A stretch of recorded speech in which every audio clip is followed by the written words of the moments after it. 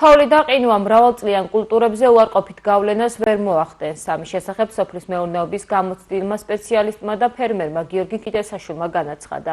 მისივე ინფორმაციით დიდ თოვლობის მიუხედავად ამ ეტაპზე ატამს, უაშლატამას, გარგარს, უაშლს და მსხალს მოყინვის საშიშროება არ იმუქრება.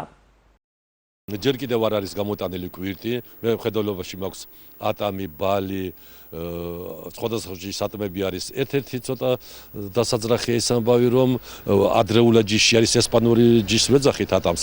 იმისი ცოტა კვირტი დაბერილი იყო და ცოტათი იყო დაბერილი და მოსალოდნელია რაღაც ერთი დაახლოებით 10-15% დაწვას გააფუჭოს, რა, ანუ გაყინოს მოსალოდნელი ვარიანტი. ესპანური ვაშლატამა ძალიან ადრეული არის და მოსალოდნელი ვარიანტი არის. სხვა შემთხვევაში გვაქვს ჩვენ იტალიური ვაშლატამები, გვაქვს ჩვეულებრივი ატამი, ბალი, მსხალი, სხვა ჯიშები, იმისთვის არ არის საშიშროება, იმიტომ რომ ეს ყინვა ნამდვილად ვერ გააფუჭეს. პლუს კიდე კვირტი არ არის გამოსული. მაგრამ თუ გაგრძელდა ბევრ ხანს და მოიმატა ყინვამ, არ არის გამორიცხული, რომ მაგალითად ლეღვები, უკვე ლეღვი 15-16 გრადუსზე მოსალოდნელი იყო და არის კიდეც რომ გაახმოს. მე მქონდა ასეთი შემთხვევა, რომ რამდენიმე ლეღვი გამიხმო, 16-17 გრადუსი იყო, მე ლაპარაკობ ამას დიდი ხნის წინათ, 20 წლის წინათ და იმოქმედა კაკლებზედაც, კაკლებიც კი დაახმო ნაწილობრივ რა.